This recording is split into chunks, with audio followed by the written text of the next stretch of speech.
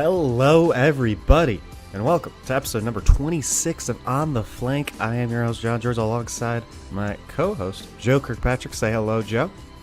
Hey, everybody. And, Joe, we just finished up week one of the 2019 Overwatch League season. I mean, just one word. I'm putting you on the spot right now. Give me one word to describe the whole weekend, Joe. That's a good question. Let's see. How about, well, I could say surprising, but then I have to explain myself. But there were lots of surprises, I thought. Yes. So. Surprises. No explanation needed, all right? It was a surprising weekend. But we'll go in. We'll explain it now. This is our first week after an Overwatch League week. So you guys get a little introduction of our new format that should probably be happening throughout the entirety of the season. We're going to start off each episode with a recap of last week, just going through news, just going through like storylines we think are important day by day. We're going to give you guys one game to rewatch, and we're going to give you guys our MVP of the week. Then we'll go into the news throughout the week, because we have a lot that we missed from last week. Last week was like a mega episode, so we had to push some news back to today. And then we'll finish off the episode with a preview of the week ahead in Overwatch League. Joe, are you ready to get into this? Yeah, it's going to be good. Our first real episode of like an actual Overwatch League episode. Yeah, we've been doing this podcast for like 6 months now, but it's all been during the off season. So we're here, and I feel like I was born ready for this, Joe. Let's do it. So let's go day by day. We started off Thursday, February 14th, Valentine's Day, the first day of Overwatch League. It is back, and probably, I mean, before we even get into the games, I want to get into just the feel of this season, because this season is really different from the inaugural season, because we have 8 new teams, we have 4 games per day. We got none of the desks returning. We have Watch Point before, we have Watch Point after. We have a bunch of the in-between map segments have been shortened down. We now have a little break literally in the middle of the map. A nice little minute and a half break, I believe, for advertisements if you don't have the All Access Pass, which I think both me and you do, Joe, so we weren't getting those ads. Yeah, probably for ESPN and stuff too. Yeah, Disney XD, ESPN stuff. And then what else is different, Joe? There's a lot. The halftime show's not at the desk. It's on the floor. Yeah, they've got a big fancy graphic there on the wall for that. They have the casters casting in the in like the main room and not in a green screen off to the side, or at least the English casters. I don't know if you saw on Reddit a couple days ago, they had a clip of the Korean casters who are in a green screen room, and somehow for some reason Bumper wandered into the room like behind them, and then like sort of realized where he was, and then left. Yeah. But there was a clip on that was funny, but yeah, to have the 4 English casting duos are all sort of there where the action is, so it's kind of notable, I guess. We have it in the news section, but we can bring it up to here because why not? They're doing AL tokens a little differently this season. That now, instead of, it was like 1 per map, I think, that you watched was the way they gave it out last season. But this season they give out, they're doing 3 per hour that you watch. So up for like 75 tokens per week, assuming drops are working and assuming you watch the whole time every week. So that's notable. It's usually going to be more, because I think at least it'll go over. Yeah. At least it's like scheduled to go 6 hours, right? But I think at least 3 of the days went 7 hours. So you should be getting more if you watch the whole thing, or if you just leave your computer open and watch it too. All those changes I mean, it's kind of crazy. It feels so. It just has a feel of like super. It's super fast paced now because before they would have time for like in between every game, the desk is breaking everything down. At halftime, the desk is breaking a lot more down. But now you just don't have those breaks really. You would have like the desk introduce the teams. Now the casters introduce the teams. They just don't really have too much time. And I think it's going to be only this season thing because next season we'll probably have teams playing at the same time and all this stuff since they're in different locations. Yeah, Um, they're rushing through everything to fit it into the time block for this season. Yeah, yeah, especially since on Thursdays the last game of the day is always on Disney XD except for week 5. Well, week 5 there is no Thursday, but there's always Disney XD at the end of the day, and it feels like they maybe are like maybe really want to get to that game just in time for Disney XD because they only have that time slot for a certain amount of time. it's And true. if they're Yeah, advertising Shanghai Dragons Hangzhou Spark on Disney XD and you're getting half of the Seoul Dynasty LA Gladiators game and then half of the Dragons Spark game, it's kind of weird. doesn't work so well unless you're just driving people to Twitch. Exactly. Which you should. Twitch, I mean, Disney XD, it's nice to have on your TV, but there are ways to watch Twitch on your TV. Just get like a Chromecast. That's a It's nice true. cheap way. Nice cheap way to get a. But I'm personally an Apple TV user. Me and my roommate got a nice Apple TV together this year. So Yeah. even though Twitch doesn't have an official Twitch Apple TV app, which is upsetting because if they did, I guarantee we would have the command center on it. So Oh that's the yeah. one thing I miss. So I'm mostly watching it on my computer right now because there's no command center. That it Speaking of actually works command on center, mobile, by the way. The command yeah, center. I I haven't discovered tried that. that sometime this week. Yeah, I was a little surprised. I didn't think it was gonna that they were gonna put that in, but they did. Yeah, how does did you try it out? Is it still pretty user friendly on mobile? Yeah, I mean, there's you pop it up and it's a little prompt like below the screen. It just says, click here to change your view, and so it's a similar like window to what you get on desktop, but you just have to like scroll to go through all the options that they have. Okay. But yeah, so other than that, it's the exact same thing. Well, let's that's the other change. Let's talk about command center because this was not in exist. I mean, there was a command center, but it was bad last season. Um, and now we have tons of options. Joe, I know you. I think you probably used the command center more than I did. I used it day one, and then the other days I was either watching on my Apple TV or I was watching VODs because I had work on like Saturday. I had to catch up most of the time that I was watching it, besides Uh, Thursday. So Joe, what are your thoughts on it? You used it more extensively. Which POVs were you looking at the most? Like that was the hardest decision for me was choosing a yeah. POV because I would be like, wait, but what if I miss something?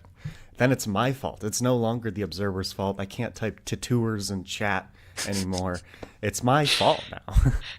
Yeah, it's true. It was one of the things I found myself noticing too is that I would um, pull up a command center view, but then I would like mostly be watching the tiny little like mainstream one in the bottom corner. Yeah. Because yeah, it is super cool to have that chance. Like you asked what I was playing. Usually I was following the main tank, because when I play competitively, I tend to play main tank. Um, but yeah, so it was interesting, sort of even like as you go through the week, how that's sort of developed. Because like we had a conversation, day one, the player POVs were super loud. They had all of the game audio for each individual player on each individual feed, which was nice. It's like you got to hear all the like the Reinhardt voice cues for when Reinhardt was doing things and that sort of thing. But it even drowned out the stream audio to a point, and so it was hard to actually figure out what was going on.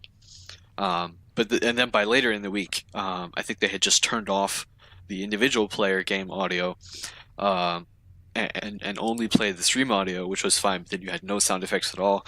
I don't know if they'll come to some balance of that or not. But yeah, when the individual POVs did work, and sometimes they didn't.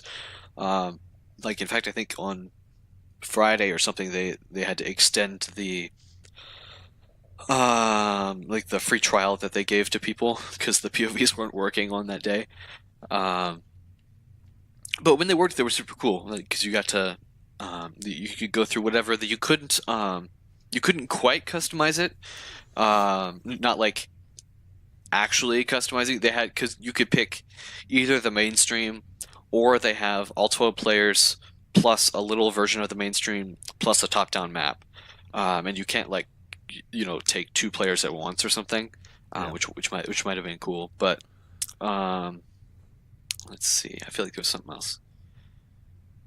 Oh I yes. mean, So then when you there you go go. back and when you go back and try to watch the VODs, that it's not there anymore. Which I sort of talked last week. I think about maybe the All Access Pass is like a substitute for not having something like the Overwatch World Cup viewer, where you can like go back and watch the games universally, and you still can't do that even here on Twitch. You have to, if you want to use the command center, you have to do that live. Yeah. Which stinks. But they're trying to get out that World Cup viewer for Overwatch League this season, so I For sure. imagine that'll be coming eventually. Um, what was I gonna say? Oh yes. I really would love. You can technically like customize it yourself, kind of by like doing two different Twitch windows of like two different POVs or something like that on your browser. That's Um, true. what I really want, though, and I don't know why they don't have it, is just a mainstream with the map. Like that would be my Oh, favorite view. Is just mainstream and map. Like that's what I was wanting the whole time. I was like, I want to because I at some points I was literally just watching the map stream because they have that option, and I was like, watching the map's great, but I could use the mainstream to go alongside this right now. Um, but next week I should use my dual monitor setup. I should use the fact that I have two monitors and I should have the map on one and I should have the mainstream on the other because I think that is peak Overwatch viewing. If the observing Joe, what did you think of the observing this week? Because in all honesty, I thought it was a step down from last year. I at some points I was like, what are they watching right now? And why is it not the action? yeah. I wasn't exactly quite sure. I guess but it hadn't thought about it in that way. Um, maybe it's just an issue of that. Although I guess this sounds far-fetched as I say it, but maybe the observers are having like a hard time like specifically following goats as opposed to some other type of play because it is a lot more minute things that you have to follow there. I know there was lots of like third person camera on general team fights that they're just like, look, there's something happening on the point, Hmm. and that was like about as detailed as they got, which I mean that's probably helpful for like the casters and stuff, but um I definitely y- think the overhead view is probably the best for goats, which they were utilizing the most. Just sometimes they would not follow the action. Like they would always have the camera on the point, but it felt like half of the time the fight wasn't happening on the point, or it was like in a room away from the point or something like that, and I would just be like, oh, why don't you switch to someone's view right now? Also, Zarya, that's the player. If you're gonna do a player POV, Zarya's the one to go with because they're the damage dealer in goats. Um, and you have like Defran, you have all the like the people you usually are spectating. Those guys are on Zarya, and seeing a high energy Zarya just tear through. They're the ones getting the kills. So, but it's hard to choose, right? It's goats. You don't. There's no goats is such a team comp. You're right, and I totally agree with you. I think that might be the reason why they just don't know who to spectate exactly. And I think it's that overhead bird's eye like kind of view that's like the best way to do it because it's like a team. It's like pushing back and forth. It's almost like tug of war kind of goats is. So yeah. and then like 500 ults go off at once. And you're like, you definitely have to go back and rewatch. Like, oh, why did they win? Because Yeah. they were like, And go ahead. oh, yeah, I was just say talk about alts going off at once. That I thought it was super interesting. Day one in particular, there were two or three times during those four matches that it was like simultaneous nerf this, simultaneous experience tranquility, just immediately. They've got the timings down. They know exactly when to do it. Yeah, Yeah, you get it in stereo, like in both ears. You're like, oh, okay, this is. yeah. But as far as I guess we went through all the changes, we didn't give our opinions on the changes. The fast feel. I mean, what's your? So we could go through. What's your favorite change this year, and what do you upset? What are you gonna miss the most about this year? Because clearly the broadcast is very different, and Uh, they're other changing than things up. other than reinforce hashtag Yes. justice for reinforce. I mean, he was there for a little bit, but I mean, It's I missed the desk in general this weekend, but none of them were really there. Bren came like the final day, so Yeah, it was sort of like a fake desk kind of yeah. for like for Watchpoint and stuff. Hmm. Um, yeah, it's a good question. I did. Um, part of my surprise, like I was talking at the beginning of the show. Um, and I guess this doesn't directly answer your question, but part of my surprise, I think, with this week, um, was how that it really sort of didn't follow lots of the expectations people had for it. People were saying, "Oh, they're going to play. It's going to be goats. 80%, 100% of the time, and that's all we're going to see, and whatever." And yet, in actuality, we saw. It might be an exaggeration, but we practically saw as much Hammond Mercy quad DPS as we did goats. It felt like, and we saw in 1 week we saw all 29 heroes played. I'm 98% sure, um, including Doomfist, including Torbjorn, including Symmetra for the first time ever. Hmm. Um, but we saw double sniper, we saw Widow Tracer Sombra, we saw goats, we saw various different types of goats.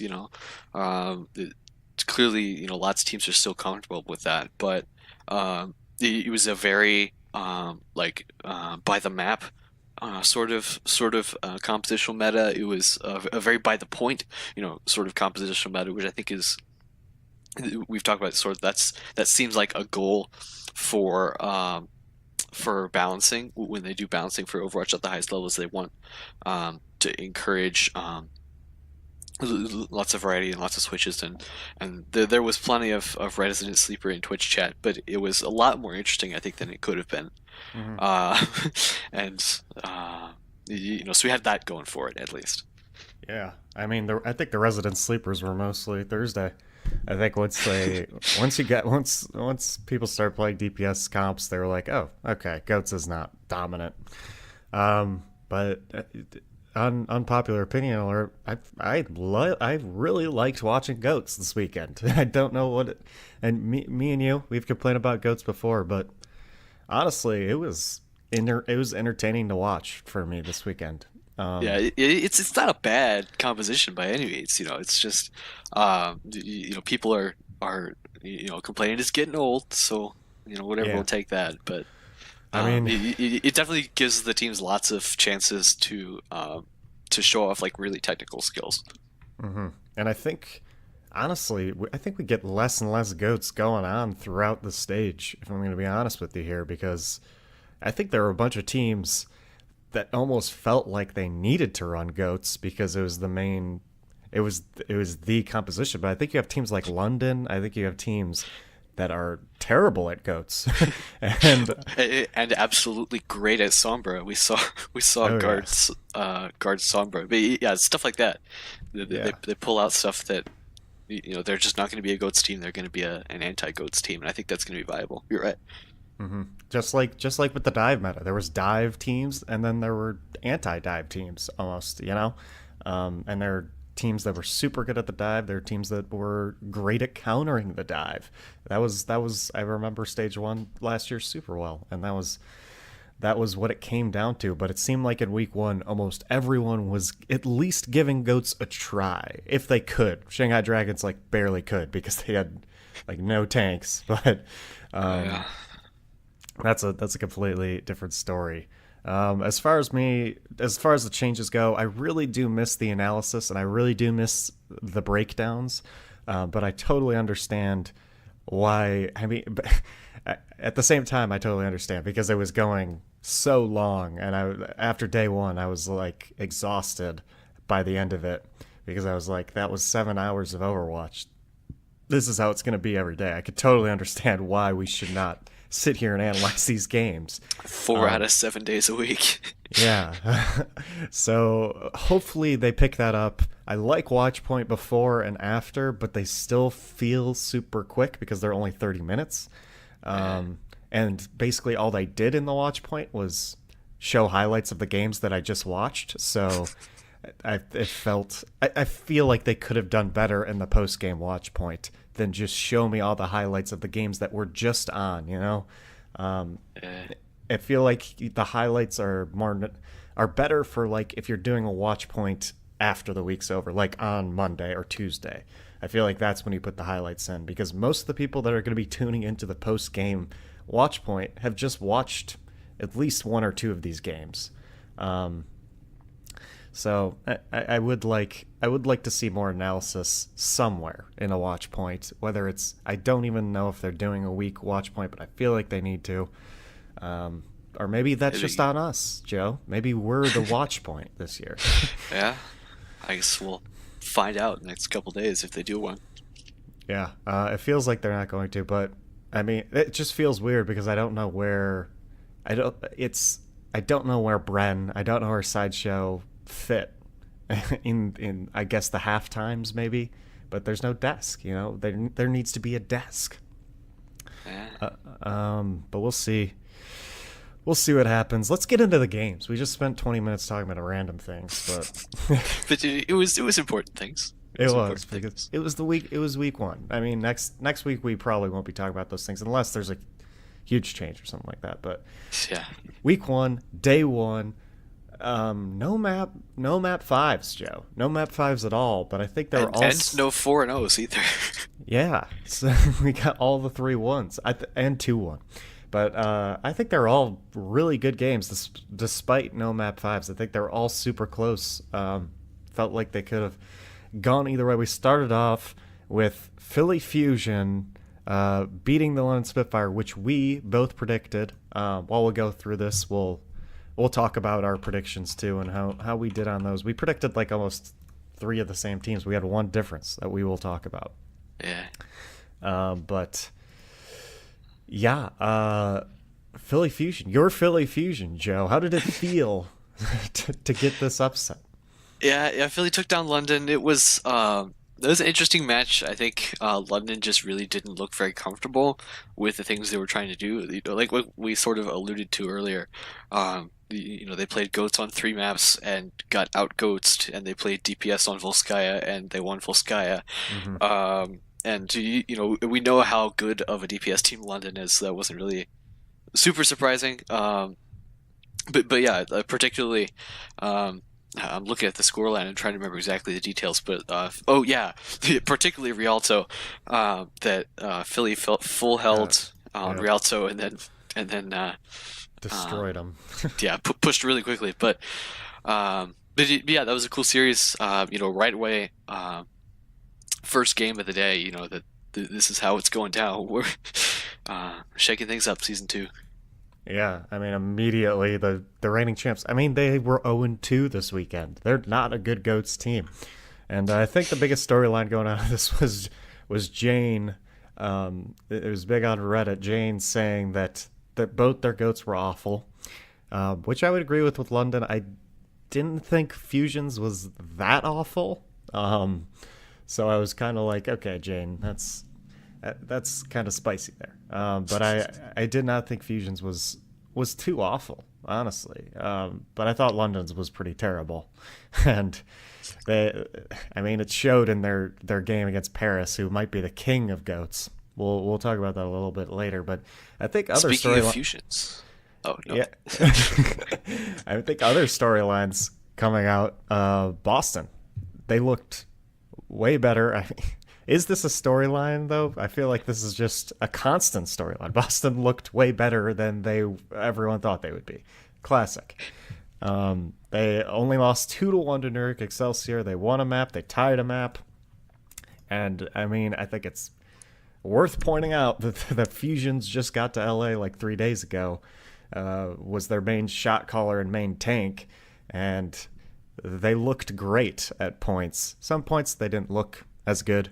But Fusions, probably, this is obviously not a real stat, but in my mind, Fusions averaged 2 Earth Shatters per fight at this point. I counted Ed Nubani, the last 3 fights he had 4 Earth Shatters, which is crazy. And they ended up winning that map. They tied Horizon, and then New York ended up winning Route 66. I think it was pretty close, wasn't it? I think it was like... That sounds right, yeah.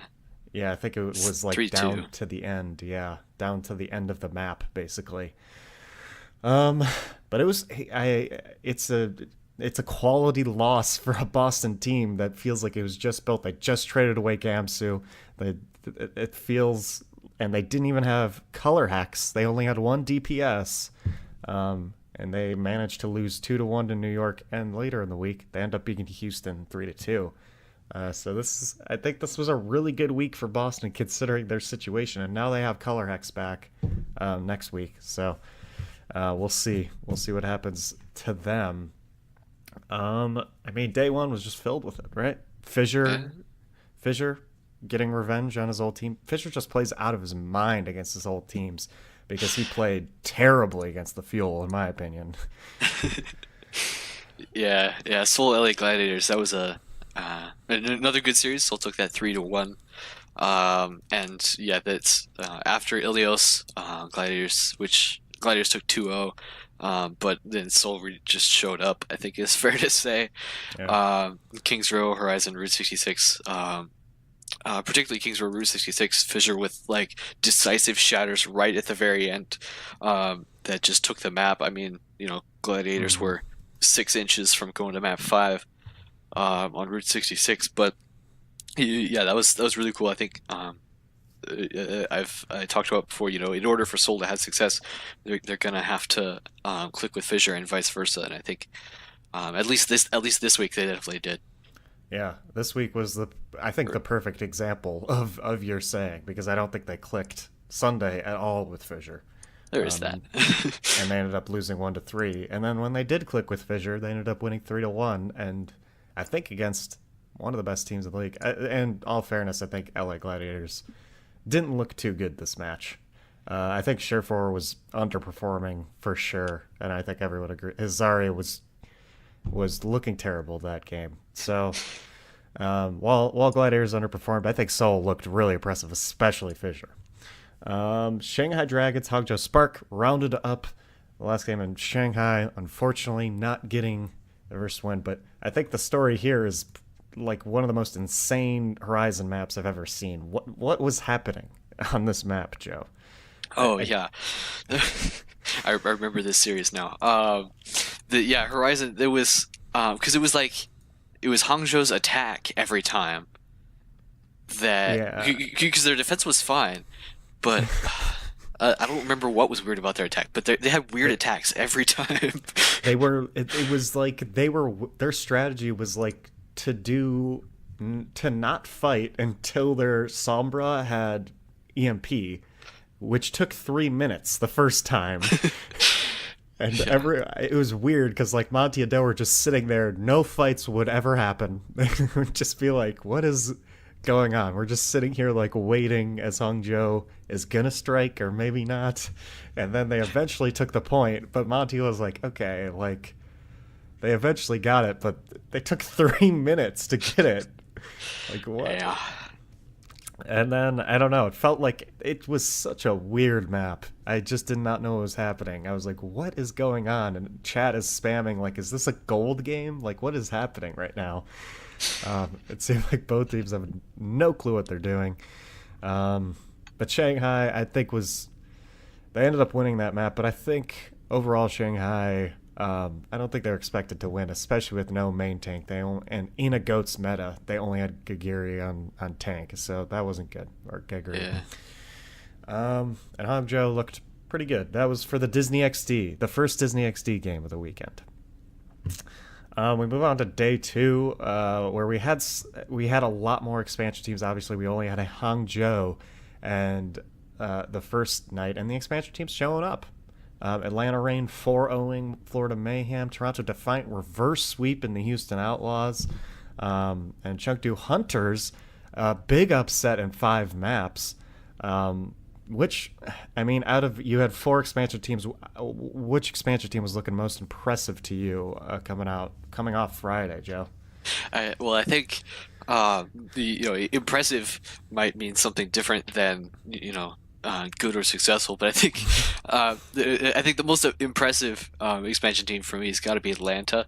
Coming in on that series, 4-0'd Florida, which we've talked about might not be such an achievement, but the important thing, was that they definitely made a statement with that win, and then they played Philly, a really statement match also later the week. But coming out first map, Ilios well, Defran on Torb, and that was just the tone of the entire rest of the match. Yeah. Defran, such a fan favorite at this point if you're going to play. And then after the match, Defran saying, thanks to Twitch Prime, yeah. I popped off. Thanks to Twitch Prime, I popped off. Classic. But yeah, I gotta agree. Atlanta Reign looked the most impressive, but Toronto, I feel like the first 2 maps, they were shaky, they were nervous. I think they easily could have 4-0'd Houston if they were playing like they did the last 3 maps of that. I think that at the beginning they were not looking as good. And to talk about Houston, as a Houston Outlaws fan, they're slowly moving out of one of my favorites as they look terrible this year, in my opinion. Florida still looking bad. In my opinion, the least impressive expansion team from this day was Guangzhou, but it was because they honestly looked the most nervous. They honestly looked. I don't think that they're going to play this bad throughout the rest of the season. Hopefully not. Yeah. Happy, like, being toted up as, like, this guy's going to be the best Widowmaker. Comes out, does nothing whenever he's on Widowmaker.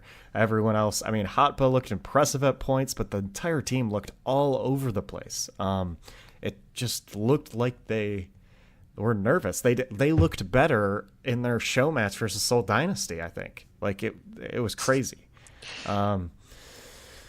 Yeah, I mean, what do you think? The last match of the day was kind of just like, what is going on? Like, at points, you could see Guangzhou, like, popping off, and you're like, why aren't they doing this all the time? Like, at some points, they're just not doing well. Yeah, I don't know, and because then Chengdu taking it, and we didn't expect, neither of us did, as I recall, them to be to be doing very well super this season, but. Certainly they'll take the win for sure, but yeah, I expect Guangzhou next week when they play Dallas and then they play Vancouver, so those will both be Hard, a little tough. yeah, but another really good chance for them to show up, so Yeah, hopefully they do, because if they do, I think they could beat Dallas, despite Dallas looking super great last week, or at the end of last week. But the other game involving no expansion teams was Shock versus Dallas Fuel. The world was on fire again for Dallas Fuel fans as they got stomped 4-0. Not in a good way. Not in a good way. Stomped. I mean, this was another game we picked, and I chose the right answer, Joe. San Francisco Shock won. You chose Dallas Fuel. They got burnt orange. It was instead of blue. Yep. So that's gonna. Oh yeah, we missed Seoul Gladiators. We both picked Gladiators and lost. Yeah. So the big difference this week was obviously we picked all the same teams except San Francisco Fuel. So that's going to put me ahead on our weekly predictions. You can check out our Twitter if you want to see all of our predictions and a nice little graphic that Joe made. Thank you, Joe. We'll have our records up there throughout the season. Every week? That's correct. Yeah. So Dallas. What were you saying? We should put like a wager on it, you know? Oh, yeah, I don't know. We should think about it a little bit more. Like not money, but like something we would do like on this podcast that might be embarrassing or something like that. I don't know. We'll think about it. But yeah, Dallas. They just didn't show up to this series. I can't imagine exactly what was going on in their heads, but all the way through San Francisco. Just really, really looking like the stronger team. Notably, didn't play striker at all that series, as I recall. But yeah, that was they definitely tuned it up. On their Saturday off when they came in to play Seoul. But definitely not the way they wanted to start off that week. Yeah, definitely not. But if you're gonna lose badly, losing to San Francisco Shock badly is not that bad because they're going to be one of the top teams, and you might get a loss anyway in a close 3-2. So I don't think in the end it's that big of a deal for Dallas, specifically because they ended up winning their next game. But I think the world would have been super on fire if they went 0-2 this week for their fans. Saturday, London. Paris started off the day. I think both me and you, Joe, after in my power rankings, I put London number 1, and I've regretted it this week. I still have them maybe overall. I don't think Goats is going to be dominant, and I think London will finally realize, hey, maybe we shouldn't be trying to run Goats right now. But I think they also got pretty similar maps in both matches that were very Goats heavy. So that was unfortunate for them. But they ended up playing Paris, who looked fantastic at Goats, where London was the opposite. Like they were on the opposite ends of the Goats spectrum, where Paris looked just fantastic at Goats this entire game. This was their only game, and London looked terrible at it. Paris 3-0'd them on Route 66 pretty easily. The only super close maps were Kings Row and Volskaya. And I'll specifically mention again Kings Row. They put in Guard, who I hadn't been familiar with, but apparently they brought in almost like a Sombra specialist. It was sort of the way I think Uber described him in that series, and yet Guard ended up some ridiculous. I think it was in the 40s of enemies hacked. By the end of the game, and just gigantic EMPs all the way through the map. Just sort of talk about how to play anti-goats. I think Sombra's definitely going to be it for them. But then on the other side, Paris. I mentioned that I think they're, especially in this meta, but in general, an underrated team, and so I really want to see, how much more success they can find here for sure. Yeah, I chatted you in Discord saying that Paris has found something interesting because they're a fan favorite, and they're basically only going to play Goats the entirety of Stage 1. How did they mix those two together? People hate Goats, but they love Paris, which is funny to me. So Paris, there was so much smack talk going on after the match too. They were calling themselves the only European team, and London I just imagine them Bible thumping, crying after a terrible week 1, where they lost to Fusion, and which was a huge revenge match, and then they lost to the only other European team in the Paris Eternal. But I think this should be a closer match when London figures out they shouldn't try Goats, or when Goats is not as good in future patches. I can only imagine Overwatch will continue to nerf Goats until it's below 50% in this league. So I only can imagine London getting more favorable patches in the future. Okay, the rest of this day, probably Valiant and Hangzhou Spark was the the really good game, NYXL just destroyed Justice at Although they did points. pull off a full hold on Horizon somehow. Yeah, Washington did. which is pretty crazy. But the other maps, NYXL just was felt like they were just playing with them. Yeah. And Wizard Hyung was not a genius this weekend, unfortunately. Yeah, that's another thing you should go back and watch if you didn't see the watch point for Saturday, that they played like a story clip whatever of like an interview with Wizard, and he was just like, I'm a genius and nobody recognizes it, but we're gonna show them all, and I want to take the power rankings and turn them upside down, and then they just got crushed by Yeah. NYXL. But Well, almost felt really bad for them. Even like the people at the desk right after that kill played were like, "What is he talking about?" Like you can't come out that cocky when your team is. I don't know. Your players. You could be a good coach, but you need good players too, and that's what everyone's saying.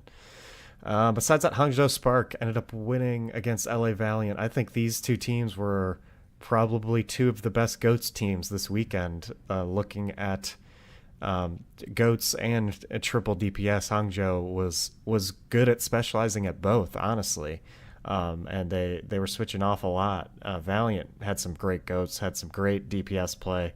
Overall, I think this series was a great one to watch. Went to 5 maps. I think these are two of the best Stage 1 teams based off what we saw. And Hangzhou ended up taking it at 5 maps, repping for the expansion teams. I mean, a great day for the expansion teams Saturday because they ended up beating teams that people actually think are going to be good, right? yeah. Paris beating London, Hangzhou beating Valiant, and then Titans beating. I mean, I don't know if people think Dragons are still going to be good after this weekend, but 0-42 Shanghai. yeah. But I think Shanghai will still be good. Yeah, at the end of the day with Titans 4-0ing Dragons, which I think is super impressive in my opinion, because I think the Dragons they had Gamsu in this time, and I think the Dragons are going to be good towards the end of this stage, better as they start meshing with Gamsu and all that. But the Titans looked like one of the best Goats teams for sure, and it pays off that they have been playing Goats since Contenders, right? Yeah, for sure. But that was the last game of the 4 games we picked was Titans versus Dragons, and we both picked Titans. So that's another win for us, Joe. It's true.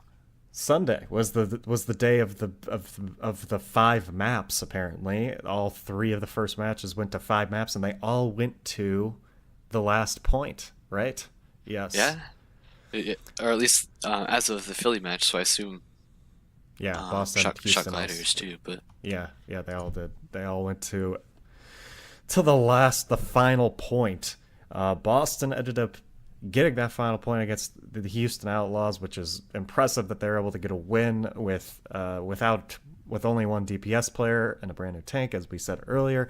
Philadelphia Fusion, I think most people were mainly impressed by Atlanta this match, for sure. because no one expected them to be competing with this team, and they were super well, by the way. And then Gladiators taking it in the last second too. I was gonna say, then again, this is also the Philly Fusion that 3-2'd Shanghai in stage 3 or stage 4 of last year. So It's very true. I mean, Philly Fusion always has to go to 5 maps, no matter who they are playing. So maybe we should take that with a grain of salt. yeah. But yeah, Fusion, Atlanta did look impressive. I'll tell you that. I agree with, there was like a Reddit post saying, I like DeFran, but stop spectating him all the time. And I agree with that, because I feel like we barely got to see the other players of Atlanta that I think did super well, not just DeFran. And notable, their first map of the week was Ilios Well and Defran played Torp, and their last map of the week was Ilios Well and Defran played Torp. So Starting off the week fantastic, ending off the week fantastic. yeah. Unfortunately, they didn't win. But There is that. That's kind of important. yeah. And then Gladiators beating the Shock, which was, I mean, these last 2 games were very confusing based off earlier results this week. But Gladiators beat the Shock, who everyone was like, Fuel's not like that bad. It's just the Shock are so good. And then the Shock lost to the Gladiators, which I think these are two top teams from my power rankings. But this is it was a super close match. I did not expect Gladiators to win this game based off of how they looked against Seoul, number one, and number two, not having Decay yet. Honestly, like I think not having Decay is hurting them a little bit, and Roar is still getting used to the main tank role. I think he didn't look too good against Seoul, and I don't think he looked that great against Shock either. So I did not expect them to win this. They ended up doing it, and I think it was because of some like weird mistakes by Shock. For example, they like brought in Striker, and I can't remember who else they brought in for map 5. But just this was the first map Striker was playing this season, and it looked like not the greatest choice. They played Striker and Rascal. Yeah, they just brought them in. They were like, okay, we need a change up, which doesn't really make sense to me because the last map was the one they won on Rialto in dominating fashion. Well, it wasn't dominating actually, but they had won that map and their players were doing well. It seemed like a questionable substitution. People are blaming that for the reason they lost. I mean, I think there was just some mistakes that San Francisco made. I thought, as a Gladiators fan, it hurts me to say this, but it felt like more of a San Francisco Shock mistake than a Gladiators great win. But I'll take the win. That's a huge win for the Gladiators. Yeah, definitely one they needed too. Yeah, especially with how hard their stage 1 is. They got like Paris next. I mean, they play some very hard teams this stage, which, by the way, I think the definition of unlucky is playing Paris in stage 1. Yeah. Because this is going to be their really good stage. So that's just unlucky as hell if you're doing that. But we finished it off with the Fuel redeeming themselves, winning 3-1. Seoul looking like a completely different, non-aggressive, passive team. And Fuel looking like a completely different, aggressive team. Did you watch this one, Joe? I did, yeah. Just earlier this morning because I didn't watch it live, but yeah, particularly when they had RCK in, I'll highlight him. That really really good contributions there, and I think AKM single-handedly won them Kings Row, I think, and I don't remember what it was, but that AKM single-handedly won them a map practically, and RCK did the same thing on a different one. That this was a much better Talos Fuel than we saw on Thursday. Yeah, AKM popping off on that Widow. That was a great clip if you haven't seen it. Because I missed that Widow play. That was the Widow play of the weekend. But yeah, that wraps up the weekend. If we're going to do this every week, if they didn't have time to watch this weekend, what is the one game you want them to go back and rewatch, Joe? Yeah, so for me, it's got to be Philly versus Atlanta from Sunday. Again, just because, like we talked about, how close that ended up being, despite what people were expecting it to be, all the way to map 5, all the way to round 3, and there were several of those this season. But they talked about, it's the battle of the corporate cable conglomerates, but I think it's going to end up being more than that as the season keeps going on. And I guess they're only going to play them one more time this season in the regular season, but still, it's just fun. It's fun. I like things like that. But yeah, I agree with that one. That was going to be my first choice, but I have to give a different game, and it's going to be Valiant versus Hangzhou, which actually Joe didn't watch himself. So Joe's going to go back and rewatch that now. It's true. It's true. Like I was saying, I think this was the best performances from two of the best teams this stage, I think, because they not only performed super well GOATs, but they were performing super well anti-GOATs, super well 3 triple DPS lineups, both these teams. So go back and watch this if you want to see what stage 1 is going to be like. It's just straight up. And I went to 5 maps. It was fantastic. The crowd was electric for this match, and it seemed it was in LA, but it seemed like there were more Hangzhou fans. Picking Pink was the best choice they could have done. You could see him in a crowd. Yeah. MVP of the week is the other thing we're gonna do. Joe, you want to start off with your MVP? Who's the most valuable player this week? There are tons of great players. Yeah, so I'll tell our funny story that we have, which was that John sprung this up on me before the show, uh, hour ago now or something, and said, "Hey, we're gonna do MVPs." Um, so I said, do we have to each have our own, or are we gonna pick different ones? And he said, "Well, no, we each do our own." So I was sitting here thinking, flipping through the games. Um, and so I thought I had come up with one, and so I said, "Well, who did you pick?" And he said Fusions, and I said, "Well, I was gonna say Fusions too." If I didn't say Fusions, it might have to be, somebody like Defran coming in and again really strong, showing this week for Atlanta. But yeah, Fusions was definitely my first pick, coming in. They were saying he's only very recently arrived in LA at all, but coming in being called up from a two-way player like his very last second, and then just absolutely popping off in both series versus New York and Houston this week. Yeah, I think he deserves it the most. I don't know who else does. I'm so excited to watch this guy play. I loved watching him on UK. He's just got such aggressive Reinhardt play. And I agree with what the casters were saying about his Winston. It's as aggressive as his Reinhardt, which is not a good idea sometimes. Which is why his Winston's not as good. Which I feel like he only improves as the time goes on, as he learns when he should be aggressive and when he shouldn't be aggressive. While he got MVP, I think there were tons of mistakes he could have improved on, but I think he's going to, honestly. And I was telling Joe that Fusions, his first Earth Shatter of the fight, never good, but his second Earth Shatter of the fight, always fantastic. He was just getting so many Earth Shatters, and I think it felt like he almost knew that he was going to get a second Earth Shatter, because he was just like, okay, I'll just throw out this first Earth Shatter, like see if it hits anybody, and then he'll charge up his next Earth Shatter very quickly, and then the other team's not expecting it, he'll hit like 5 people on the second one. He's like, if the first one's not going to be good, the second one will be.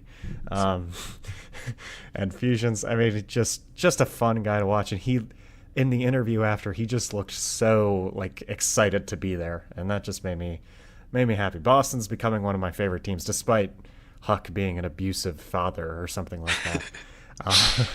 Yeah.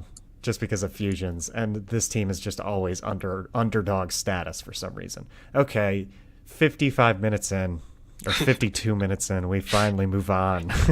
We still got tons of show left. Yeah, I know. Let's do it.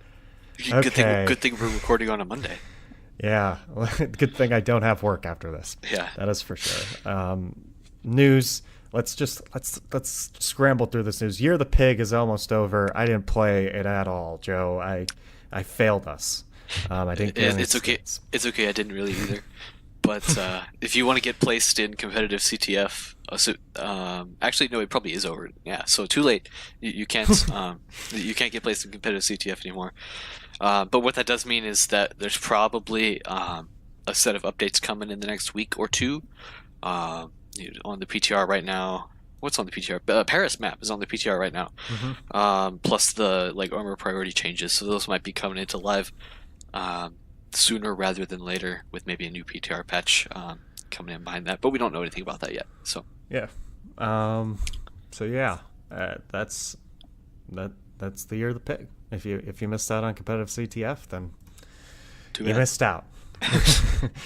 But you probably got next year. Then we got Contenders news. This is from last week that we had to push back because last week was all about Overwatch League. Now we can talk about Contenders a little bit.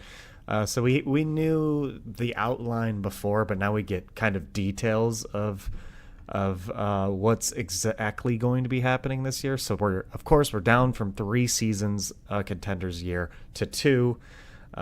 They start with trials. And trials will be between sort of Contenders and open division teams, I believe, to figure out the last spots. A bunch of teams have guaranteed spots. Of course, if you're a academy team, you're guaranteed a spot in Contenders. And then you have the regular season, of course, that moves into playoffs, which is a single elimination bracket, which is different from the actual Overwatch League this year. And it's 6 teams, I believe. Yes, the top 6 teams in each region are in the Yeah. playoffs, and some regions have 8 teams, some have 12. I Right? think China is gigantic, yeah, and Yeah. China has 8. Um, yeah, Which China just has 8. Okay. Well, maybe everything has 8, but I think 6 is a lot for. That's a lot of the league. That's 75% of the league is making the playoffs if you have 8 teams, which is It's, crazy. it's true. And then you have Atlantic and Pacific showdowns after season one, which is going to be happening in the mid-season break, right, of For Overwatch Overwatch League, League. Yep. which is a month long. So in that break, there's going to be the All Star game, if I remember correctly, and then the Atlantic and Pacific showdowns, Somewhere in there, yeah. which is a double elimination tournament.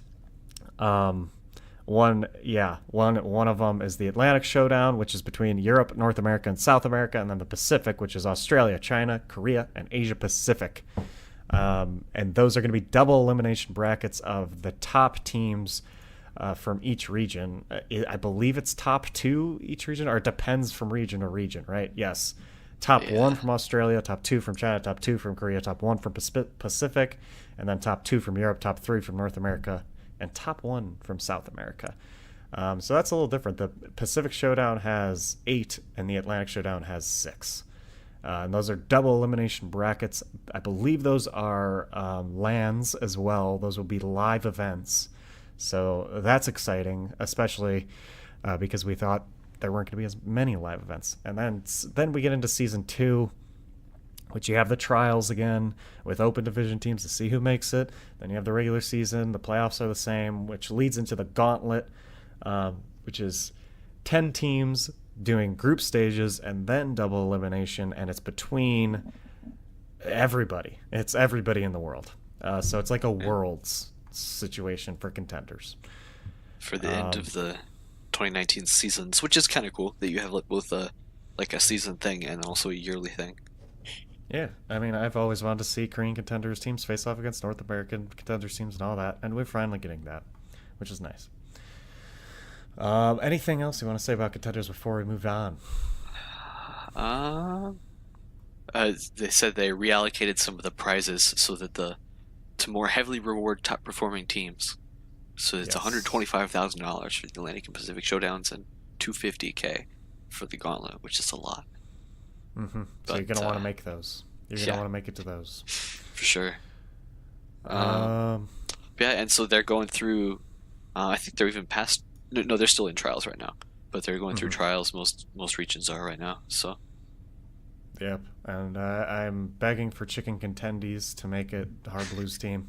That'd be fantastic. Um, and now, I mean, moving on to the next piece of news. Not only might Hard Blue be in contenders, but we now know that XQC is going to be in contenders. That is a backup in contenders. But he might be finding his way to the main role because who's their main take again? I Um, think it's Roar. Is it? Gladiators Legion. Yeah, because I think Roar is 2 ways with Gladiators Legion, I Oh, really? believe.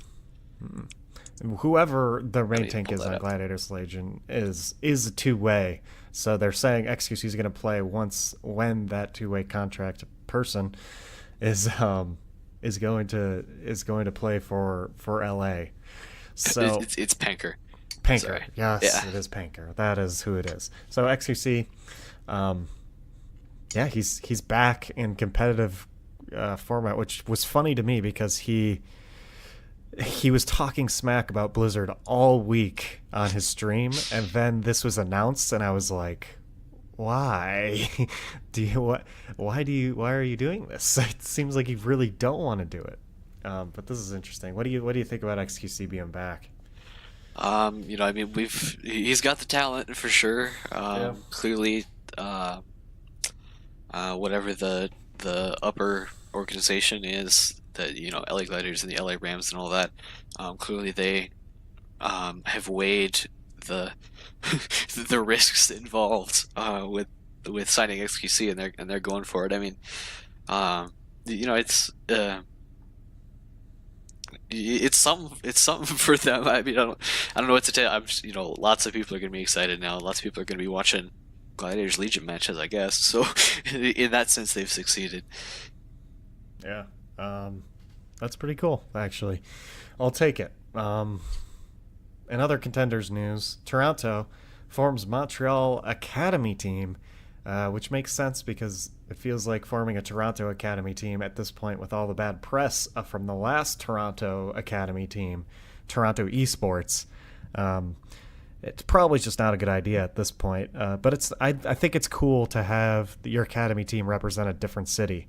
Um, just because that's what I'm used to. AAA teams in baseball are a different city from your regular team. So like the Detroit AAA baseball team is Toledo and not to Detroit. So I think it's cool to represent those like smaller cities that aren't going to get a main team. Now I just need a Detroit Contenders team. That would be fantastic, or an Indianapolis one, right, Joe? Yeah, yeah. I mean, looking at you, whatever Owl team doesn't have an academy, which I don't uh, know. Atlanta's academy should switch to Indianapolis. There you go. There's or Washington D.C. I don't know. There's no Yeah, one like I was gonna say, near. DC doesn't have an academy yet, do they? No, they don't. So There they you should go. do Indy, or they should take someone has to take the Midwest market because apparently there's only going to be 20 teams season 3 as well. Oh, So Chicago's going to be missing out. Like I'm surprised no one took Chicago. or nobody in It's Chicago took a team. Yeah, Yeah. exactly. But yeah, Uh, Montreal. so talking about XQC, if again staying on the Team Canada uh, trail, Chain notably is signed here to the Montreal Academy. Um, Hmm. from Team Canada, he was. I think James described him once before as the best main tank who has never actually played on a team. Hmm. I think that was his definition because he was like Team Canada sub for 2 or 3 years, and all this. And so I don't know exactly where the cutoff is, but really good main tank player. Hmm. Notably there now played for Montreal. So That's cool. So yeah, look out for him in the first contender season of 2019. We move into Overwatch League opening week news. We talked about Reinforce. We saw him a little bit on the broadcast, but he has now been hired as a game producer, giving whatever his that means. apparently giving his insight backstage in the spectating room is what that means. Mm. Um, is this the best use of reinforced talents, Joe? Probably not, but there's. It sounds like there are some sort of reasons maybe that they have. I don't know. But he's there. He made an appearance playing Reinhardt actually on whatever day that was that they did a goats demonstration. But yeah, I don't know. It's good. He's still hanging around for sure. Yeah, I mean, listen, I'm all for reinforce.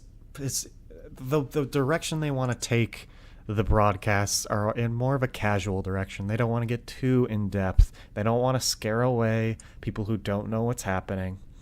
Um, so they I can see why they wouldn't want reinforce. I could see that because reinforce probably had the most in depth commentary throughout the season. Um, but coming from right now working with an LCS team in Echo Fox, I I look at their production and I think during game days, I think LCS maybe doesn't attract enough casuals because they're talking too in depth, but they have a bunch of like during the week content that can be in depth. Like they have a podcast called The Dive, which is super in depth between everyone on the desk. I think they should do something like that with Reinforce and Sideshow and all these people who want to talk in depth. Monte Cristo, all these people who are there to talk in depth. I think you got Zoe, you got Malik, you got Puckett, all these people who are way better at talking to the casual audience than someone like Monty Doa, all these people who clearly know their stuff very well and want to talk about their stuff in depth. So I think producing something like The Dive eventually for Overwatch could be great with like Reinforce on it. There's just Yeah, a bunch of stuff from LCS I see that I would like to happen in Overwatch League, but I understand that they want to get the casual esports market. Yeah, it'd be cool. Yeah, or maybe they could hire me and you, Joe. We could do an official Overwatch League podcast for them. There you go. They'd probably have to pay me, I think. Yeah, um, I wouldn't do that for free. Gamsu to Shanghai Dragons. We talked about this a little bit, and Fusions pulled up to Boston full time. Of course, this is a little old news, but we talked more about Fusions than we did about Gamsu. So, what do you think about? I mean, was this? It seems like it was a good move for both teams because Fusions almost feels like a better in-game leader than Gamsu was, but it's also great for Shanghai because they just need any main tank they can get, and I think Gamsu's a great one, right?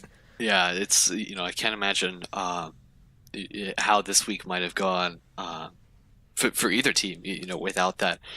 Uh, yeah, definitely to have that that opportunity for them. This is going to be helpful. We'll have to see exactly how Gamsu comes in. He didn't play their first match, but then did the second. Yeah, it'll just be wait and see sort of thing. Yeah.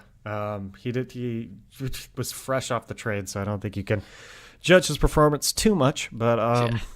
he looked very happy, which is sad because I hadn't seen. I don't know. I had seen Gamsu this happy before, and that just almost confirms that Boston, the behind the scenes Boston stuff, to me, is not good.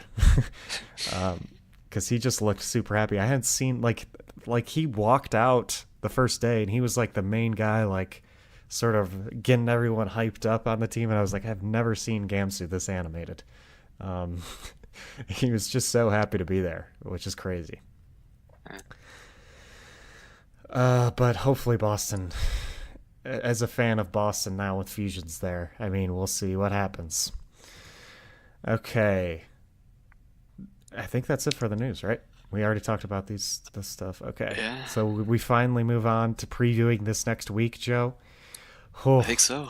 we're a minute 10 in. Hopefully all these episodes aren't this long. It'll work out. It'll work out. We'll get into our groove for everybody, and by the end of the stage, we'll be churning these out. Yeah. I think it'll be great. I think yeah, I think we had a lot to talk about this week too cuz it's opening week, right? Everyone had a storyline. I'm sure like something like Guangzhou, Chengdu we won't talk about next time or something like that. Yeah, Like something that's obviously meaningless. yeah, that's true. We mentioned that during the week that they intentionally stacked all of the good stories into week one. So Oh yeah. it'll be good. It was a really good week. So it's hard not to talk about everything. But week 2 preview, we're gonna make some predictions. But first, before we talk about what we think the best 4 games are, we'll look at some other storylines that we're probably not going to be talking about. And the first of those being the Charge, the Fuel. That's on day 1. That's on Thursday, which I think Thursday is probably the worst day of Overwatch League yet, based off all these matchups. But Guangzhou Dallas Fuel should be the headliner between two teams that, well, Dallas been inconsistent, and I think they should be performing more like their last game against Seoul. And then you had Guangzhou, who looked like they were making the biggest mistakes out of anybody in the Overwatch League so far. I'm looking forward to that match. Who do you? I mean, just give me a quick little preview, Joe. Quick Yeah. little prediction. When I put that on our list here of stuff to talk about, my comment was, both teams need redemption, and then Dallas came back and beat Seoul last night. But it is still true that, yeah, Fuel needs a solid win, and definitely Guangzhou does after that 2-3 loss to Chengdu. Um, yeah, going into this second week, it's going to be important to both of them for sure. Oh yeah, definitely very important. Okay, and then we have Dragons Uprising. Dragons still. This is on Friday at the 7 Pacific slot. Dragons still need that first win, that illustrious first win that they cannot get quite yet. And they're going up against Boston, who looked a lot better than a lot of people think.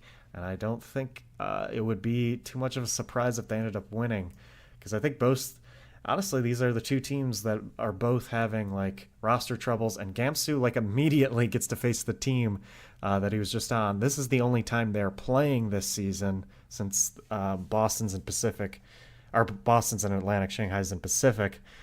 So this should be an interesting one. I would say check this one out, and I would say this could be. I would still say Shanghai doesn't get their first win. Joe, do you think Shanghai gets the first win? Yeah, I think I would be surprised, especially after having seen the way Boston's playing this first week. Before this week, I might have thought it would have been closer, but yeah, I'm looking at 0 and 43. Yeah, especially with Color Hex back, by the way. It's true. Color Hex is back this week. So So, and I think that's Boston's only game this week. Yeah. yeah, so Color Hex Axiom is doesn't back. have to play Zarya anymore. Although he was Exactly. doing pretty well He at was it. great. He was great. Yeah. And I don't know. I don't even know if they were having Color Hex playing Zarya. Who knows? I guess we'll Um, find out. but yeah, I guess we will find out. And maybe Boston will throw in some more 3 DPS lineups because of Color Hex being back.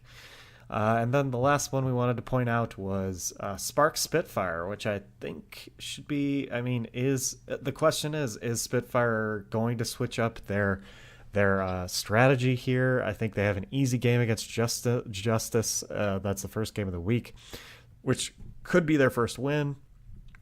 And I think the big reason we want to point out this match is Hangzhou. I mean, this is going to be a big test for them. But I honestly think this is going to be an easier test for them than Valiant, based off how London's playing in this meta. So It's true. It's true. yeah, I I think Hangzhou could start off 4-0 because they have Houston this week too, which would be super great. Which I think like going 4-0 almost feels like guaranteeing stage playoffs for me. Yeah, I mean, when you're only Because playing eight, 7 games a seven stage. games in a stage, yeah, Yeah, that's like because they're that's a above winning record. 500. Yeah, that's a winning record in the stage, going 4-0. So that Ooh. would be fantastic for Hangzhou. Week 3 they play Shock and Gladiators though. Oh, So yikes! That is a tough week. That is a very tough week. And then they face Toronto, and then their last game it's a is bye. It's a bye wait, that is week. against Toronto. Oh, it's a bye week. Yeah, because that is their last game is Toronto. Yep. Yeah, that makes sense. Okay. Now let's move on to the 4 games we're going to be predicting. So last week I went 3-1, and you went 2-2, right, Joe? Yeah, I think on my graphics I'm doing them out of 4. So yes, 3 for 4 and 2 for 4. But yes, Okay, yeah, that's fine. That's a great way to do it. Yeah, 3 for 4, 2 for 4. That's a 75%er for me. Okay. it's true. This week, let's see if we only had one difference last week. Let's see if we have some differences this week. But the first match is Atlanta versus Toronto, 2 teams that I think look better than a lot of people thought. Toronto beating Houston, Atlanta beating Mayhem decidingly, and then just losing to Philadelphia. So who you want to talk about this match a little bit? 2 great expansion teams. For sure, yeah. We didn't get as much of a look at Toronto as we did Atlanta, but definitely what we saw from both of these teams is looking really good. I think for my pick, I'm going to have to give a little bit of an edge to Atlanta here. Again, just because of how really nice things were looking for them in their first week. But I feel like it is going to be pretty close too. I mean, Toronto has certainly shown that they're ready to do some stuff. Yeah, I think, like I said, against Houston, I think they easily could have 4-0'd Houston if they weren't as nervous at the beginning. And for that reason, I'm going to go Toronto beating Atlanta Reign, but I do think this is going to be a close one. So we already differentiate, Joe. Nice. I do think this is going to go 5 maps. Makes and I think things Toronto interesting. wins it. Yeah, exactly. The next one, so that one's 7 Eastern. That's the first game on Friday, 7 Eastern, 4 Pacific.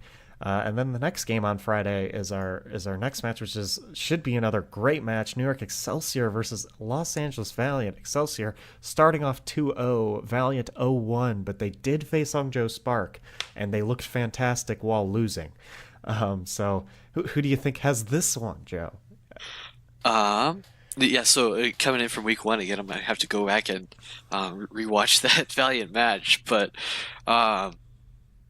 yeah, no, I mean, even Boston giving given New York a hard time, relatively hard time. That was notable, I think, for sure. The win over DC, I think, is going to end up being less so for New York. Um, but yeah, I don't know. I haven't. I feel like I'm at a disadvantage here, but I'm gonna have to. I'm gonna go ahead and call it for New York, and we'll see what happens. I feel like you're also gonna disagree with this one too, Yeah. um, but like I said, that makes things interesting. Uh, Yeah, you're very right. I am going to disagree. I'm going we'll to pick see the what LA Valiant. happens. I'm going to pick the LA Valiant. I think Boston had or New York had one of the easiest week 1 schedules and they gave up a map to Washington who looked terrible and they almost lost to Boston. Got pretty close there and only beat them by one map. So I'm going to go Valiant. I just overall in this meta, I don't think New York or London, for that matter, are very good at goats. So I'm just gonna go Valiant here, who I was impressed by last week against Hangzhou. We're differentiating already, Joe, in 2 matches. We'll see if these ones are going to be the same. The next one is the first match on Saturday, which is 3 Eastern, 12 Pacific, and it's between the Gladiators and the Paris Eternal, which is kind of crazy because Paris only plays one game again this week, and it's at the same exact time slot. And it's against a very hard team again. And it's the Gladiators, Paris Eternal. Gladiators coming off a huge win against Shock. Paris coming off a huge win in there to prove themselves against the London Spitfire. I think this is going to be a very close match. Who do you think is going to win it, though, Joe? Here's at Paris. I think I'm gonna have to show my bias. Uh, because I do really like the Paris team. I'm gonna have to go with Paris on this one. We talked about really how good they are, especially in this meta. In looking at some of the maps, they're playing Nepal, they're playing Nimadi, Anubis, and Dorado. We've seen some interesting things there, but those are definitely going to be this is some maps leaning towards them for sure. That's going to be helpful as they go. Yeah. I think so. I think Nubani and Nepal have been super goats heavy, right? And then Dorado's been like Sombra goats heavy, Yeah. which I think Gladiators are better at than Paris. I actually somehow I did not see a single map of Temple of Anubis. How It often was Anubis played last yeah, week? not very. It didn't feel like. I know. I think Shanghai, Vancouver played Anubis. Just off the top of my head, yeah, they played Anubis. Yeah, I felt like there was a lot more Volskaya and Horizon than Yeah. Anubis for some reason, but I'm sure it'll balance out later in the stage. How goats heavy was Anubis? Uh, I feel like it's one of the maps that probably wasn't as goats heavy. yeah, it's hard to. Well, in fact, I didn't I see a we single saw a Anubis. Torbjorn on Anubis. It might have been. I remember there was a Torbjorn on Anubis defense. I forget what team ran it, but yeah, it was a little shaken up. It's a little shaken up. Yeah. God, this one's gonna be close. I think Gladiators can win Dorado. I'm not sure. It's gonna come down to whoever wins the Temple News game, but I think it's because I think Paris will take Nepal and I think they'll take Nimbani. I think I'm gonna go Paris as well. They're so good in this meta. It's hard Yeah. to deny them this win. They looked so good against London. And Gladiators, they still don't. Yeah, they still don't have Decay. So they're little. They don't have that. I think who's going to end up being their best player this season. So I'm gonna go Paris. So that's our first same pick here, and then Sunday, the last game of the week is, in my opinion, could be the game of the week here. Vancouver, San Francisco Shock, which should be, I think, a really good one. Both these teams showed some dominance in games, but San Francisco ended up losing to the Gladiators. I think this one's a toss-up, Joe. Who you got here? Yeah, I definitely got to agree with you on that one. I mean, this is definitely a battle of the old guard and lots of the best of the old guard from season one. Um, coming in against Vancouver. We've seen how good San Francisco is this season. But yeah, I don't know. Coming in, Vancouver 4-0'd Shanghai, but um, at least this week, that's not seeming like such a big deal.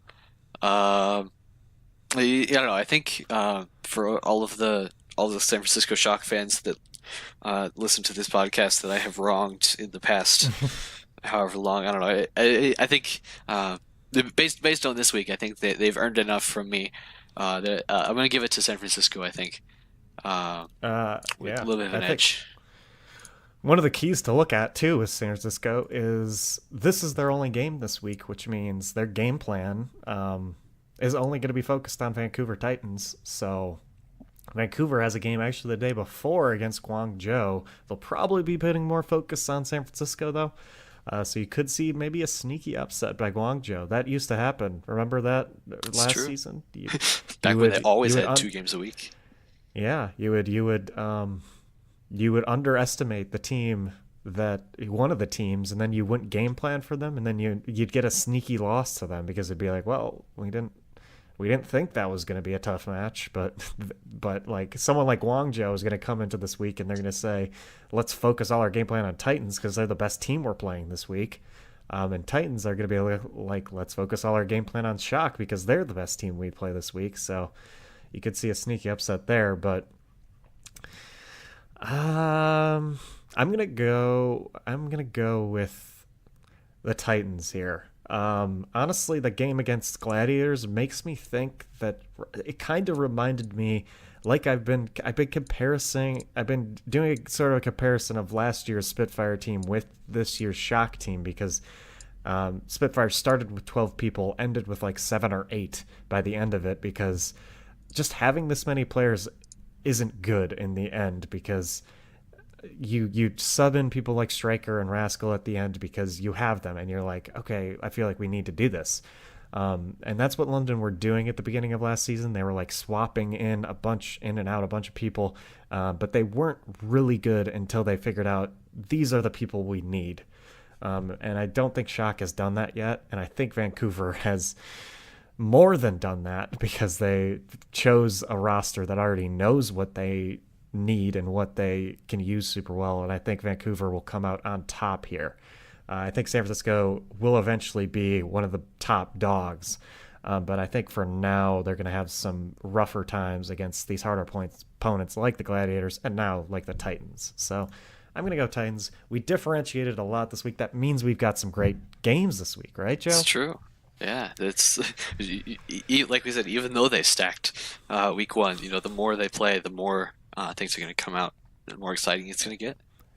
And I think that's because I think only like 3 or 4 of the teams looked exceptionally bad. I think the rest of the teams look like they could perform well and they could beat anybody in the league, which is why I love Overwatch League. There's so much parity. If you go over to League of Legends, it's always like Team Liquid, Cloud9, or TSM. It's never anybody else, which is so boring. So I'm super happy to be in also looking at the Overwatch League and loving the Overwatch League because it could be anybody, it feels like. All these teams have some fantastic players. Okay. Anything else you want to talk about for this week before we just close out this long, long podcast, Joe? Yeah, I don't think so. It's we're building a procedure now and getting into the Yeah. groove. Yeah, I'm excited to see who we have so many differences this week in our predictions. I'm excited to see who comes out on top, Joe. I'm hoping I'm least confident in my Toronto pick, but we'll see what they do. Yeah. But there should be some good matches this week. Thank you guys for listening to another episode of On the Flank. I'm so excited the season is back. I'm ready to get into the groove of things. I spent my entire weekend watching this, and I wouldn't have liked to do anything else. Honestly, it was fantastic. But as far as social media goes, if you want to follow us on Twitter, on my personal Twitter account, it's at JWGeorgeIV. Joe's is at Kirkpatrick_Inc. That's INC. You can follow our show at On The Flank Show, or you can email us ontheflankshow@gmail.com. You can either tweet or email at us to give us some topics you'd like us to talk about. on this podcast. We might talk about yours. You are listening to this in some way, but if you want to listen to it in a different way, we are on ontheflank.podbean.com on your internet browsers. We are on YouTube, my YouTube channel, which is John George. The best way you're going to be able to find that is via my Twitter account, because it's hard to look up John George and just find that. We're on iTunes and Apple Podcasts for you iPhone users. And for you Android users, we're on Spotify and we're on Google Play. Technically, if you're an iPhone user, you can also use those forms to listen to our podcast, Spotify or Google Play. But thank you guys for listening, and I hope you have another really great week of watching Overwatch League.